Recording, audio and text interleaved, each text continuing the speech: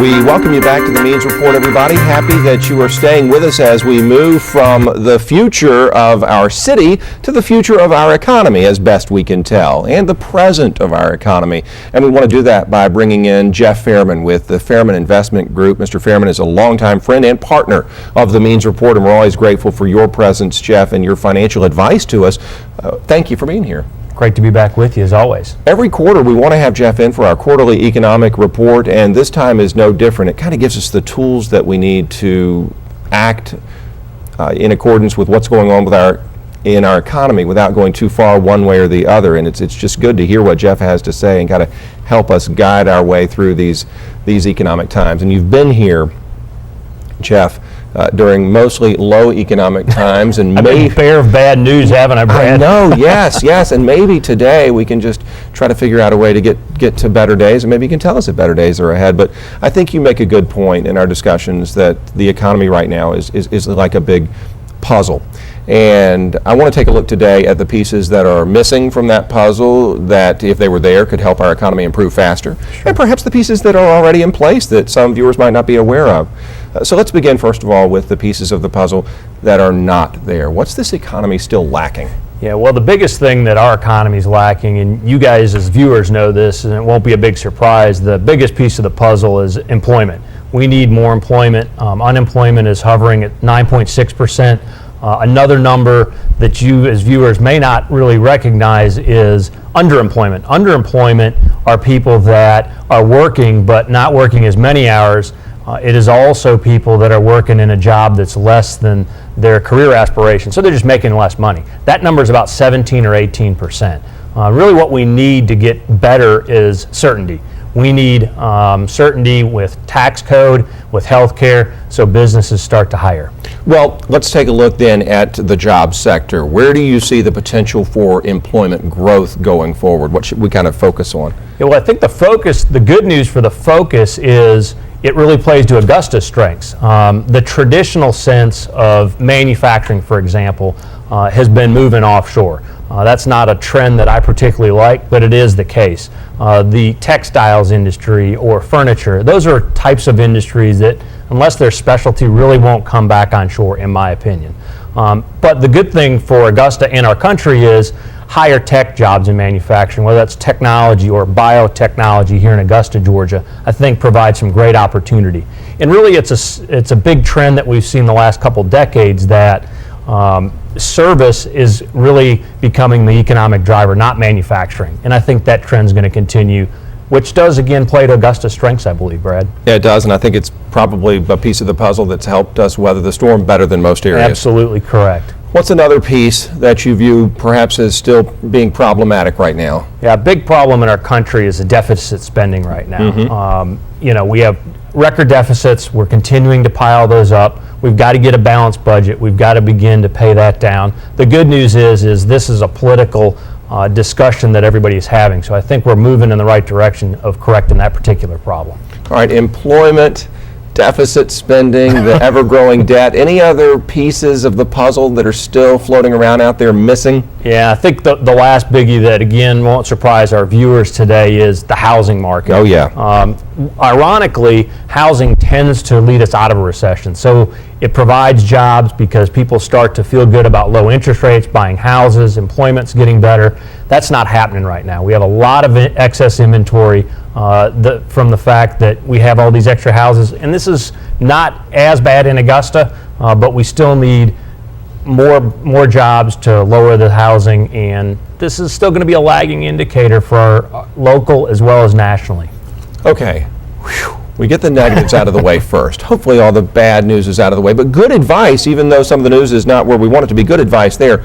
But what do you see that's encouraging right now? What pieces of the puzzle are falling into place right now? Yeah, I like your strategy of let's take the bad and then the good. That's right. The good news is there's two pieces in the puzzle that are really coming around, which really do circle back around to our jobs report. One of the pieces of that puzzle is actually earnings and corporate earnings. If you look at many different statistics and metrics we look at that probably our viewers out there are not looking at, is companies are making close to record profits, almost to back where we were in 2007.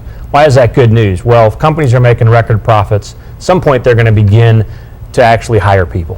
The other good news is we're extremely productive as a country and as an economy. So we are having those record profits come on from the fact that we're actually doing a really good job of efficiencies with technology. People are working hard.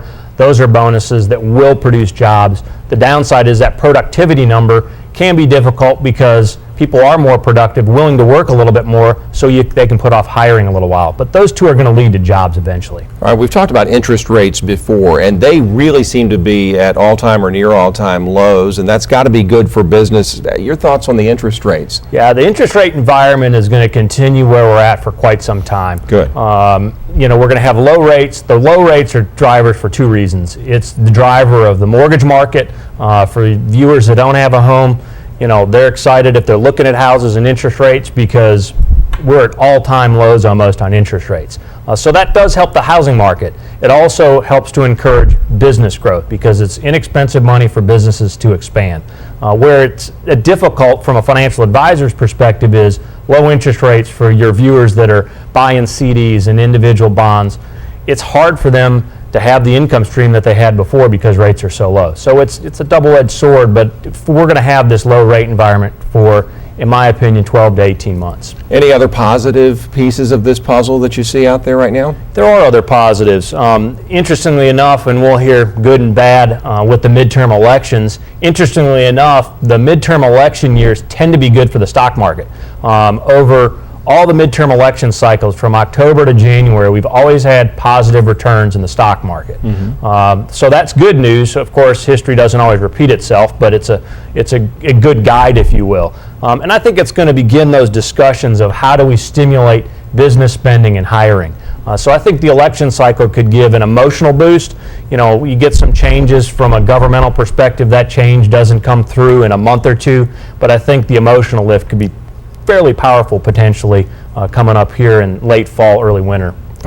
We want to end on a positive note. Anything else out there that you see on the horizon that we could take as a positive sign when it comes to our economy?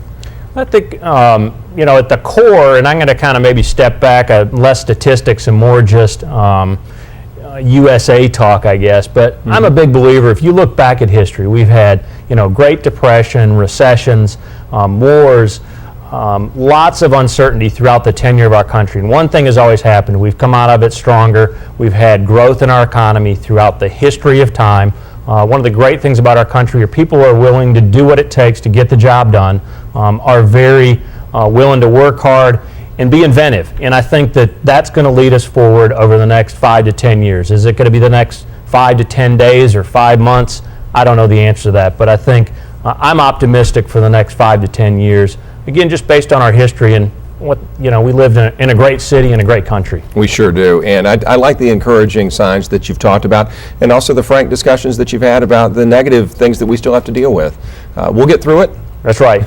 Jeff, I appreciate your time very, very much, and thanks for your support of the Means Report in general. Thank you. Absolutely. Jeff Fehrman with the Fehrman Investment Group, and I would encourage you as you take care of your year-end planning to go to the Fehrman Investment Group's website. That's FehrmanInvestmentGroup.com, and we will put that on the Means Report website and Facebook page for you so you can link to that. But go to Fehrman, that's Fehrman, FehrmanInvestmentGroup.com. Great advice for people who are entering this final quarter and want to do a little planning for tax purposes, etc. Absolutely. Got to be thinking about the tax man. He's going to be here before we know it. Well, no, that's right. All right, thanks a lot, Jeff. When we come back, we're going to go to Washington, Georgia, and explore all the goings on there, help you make your social plans alongside your financial plans when we come back.